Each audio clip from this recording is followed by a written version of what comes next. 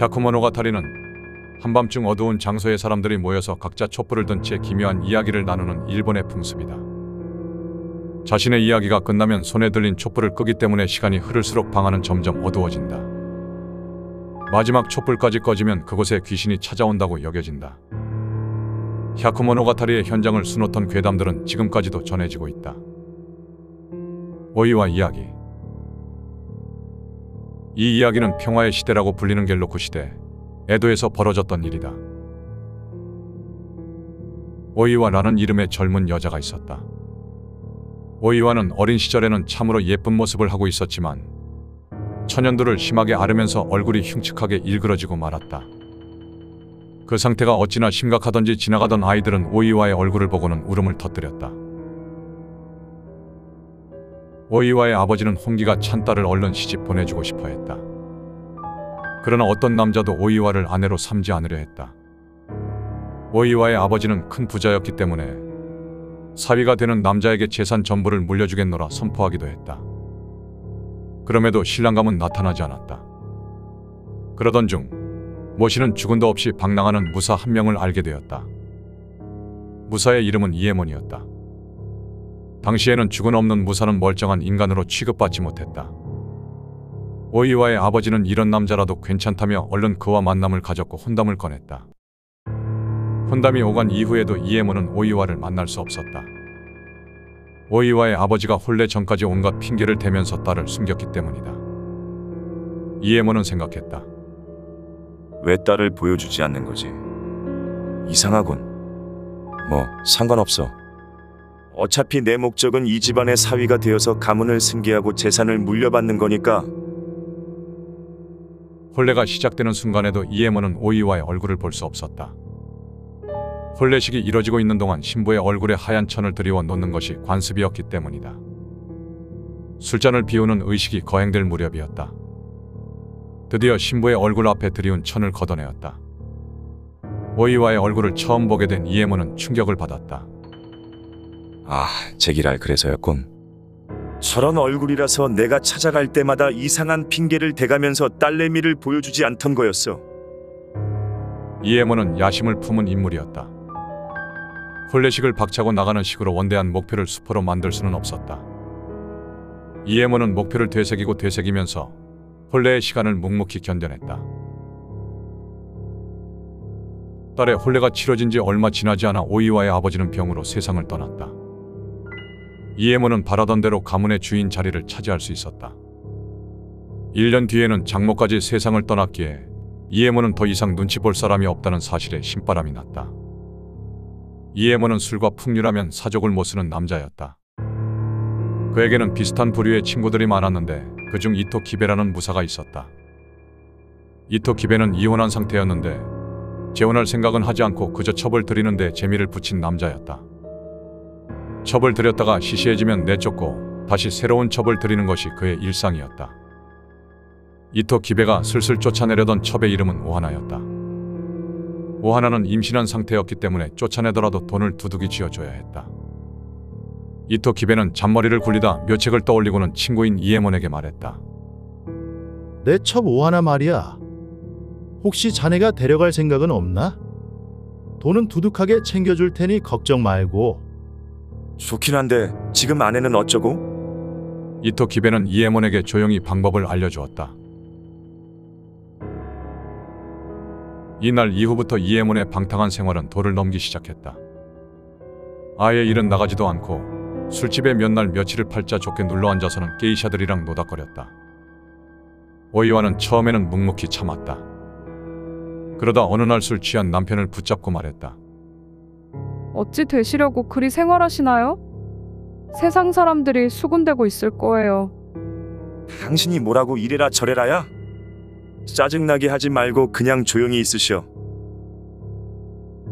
이러는 와중에 이토 기베가 오이와를 찾아왔다. 그는 안타깝다는 얼굴로 말했다. 제 생각입니다만 두 분께서 잠시 거리를 두시는 게 어떨까 싶네요. 한 곳에서 오랜 시간 같이 지내다 보면 서로가 소중하다는 사실을 잊어버리곤 하는 게 인간이지요. 한참 떨어져 지내다 보면 이에몬은 분명 부인을 그리워하게 될 것이고 곁에 돌아오라 호소할 겁니다. 오이와는 말없이 고개를 끄덕였다. 그렇게 오이와와 이에모는 기약 없는 별거에 들어갔다. 그리고 오이와가 집을 비운 틈을 타서 이에모는 이토 기베의 첩이었던 오하나를 집으로 들였다. 오이와는 남편이 자신을 그리워하며 찾을 날을 손꼽아 기다리며 시간을 보냈다. 이렇게 몇 달이 지났고 몇 년이 지났다. 이에몬에게는 자식들이 생겼고 이에몬의 집에서 오하나는 완전히 부인 노릇을 하고 있었다. 오이와는 그날도 이에몬이 오늘은 나를 찾지 않을까 하며 기다리고 있었다. 오이와가 있는 집 마당에 떠돌이 장사꾼이 찾아왔다. 이런저런 대화를 하다 보니 어쩌다가 이에몬 얘기가 나왔다. 이에몬 날이요. 오하나라는 새 부인과 함께 가정을 꾸리셨다지요. 참으로 행복해 보였습니다. 오이와는 하늘이 무너지는 충격을 받았다. 숨도 쉴 수 없었다. 그녀는 땅에 널브러진 채 머리를 쥐어뜯으면서 괴물처럼 울부짖었다. 좌절감은 치욕이 되었고 치욕은 증오가 되었다. 오이와는 곧장 집을 나섰다. 그 이후로 오이와를 본 사람은 아무도 없었다. 그렇게 시간이 흘렀다. 이에몬은 여느 때처럼 부인과 아이들과 함께 여유를 즐기고 있었다. 그때 이에몬의 얼굴에 미지근하고 불길한 바람이 닿았다. 마치 밀폐된 곳에 오랫동안 갇혀 있었던 것 같은 공기가 흘러드는 것 같았다. 그리고 기이한 목소리가 들렸다.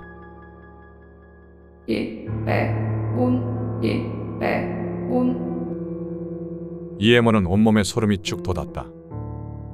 선명하진 않았지만 자신의 이름을 부르는 게 확실했다. 소리가 들려오는 곳은 부엌이었다.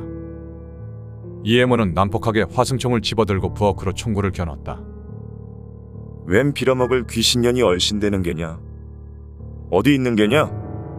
내가 죽여주마. 폭음이 터지면서 총이 발사되었다. 불길한 바람은 계속해서 피부에 닿았고 소름 끼치는 목소리도 여전히 들렸다.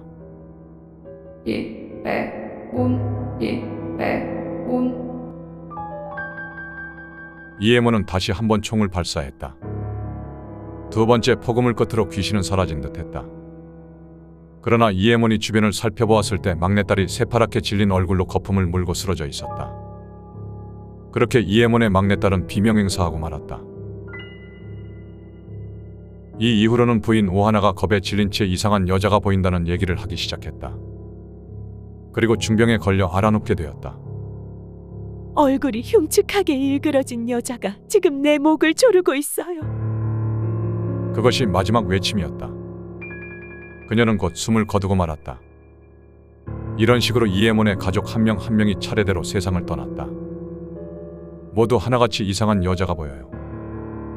날 죽이려고 해요. 라고 시겁한 채 횡설수설하는 모습을 끝으로 숨을 거두었다. 이에몬은 절규하면서 원령을 처치하고자 했지만 정작 원령과 마주하게 되었을 때는 정신이 나가버렸고 쓰러지면서 근처에 있던 가구 모서리에 머리가 부딪히는 바람에 그대로 사망해버리고 말았다. 얼굴이 흉측한 이상한 여자의 저주는 여기서 그치지 않았다. 이에몬이 새 가정을 꾸리도록 일조했던 이토 기베와 그의 가족에게도 기이한 일들이 일어났다. 한 명씩 허무하게 비명 행사하다가 결국 가족 전원이 세상을 떠났다고 한다. 이 기담은 실화를 바탕으로 만들어졌는가? 알 수 없다. 깊은 원한으로 인해 처참한 복수극을 펼친 오이와의 이야기는 공포를 느끼게 함과 동시에 안타까움을 느끼게 한다. 이 기담이 지금까지 전해질 수 있었던 이유는 그만큼 민중의 삶이 서러움과 원한으로 깊게 얼룩져 있었기 때문이 아닐까.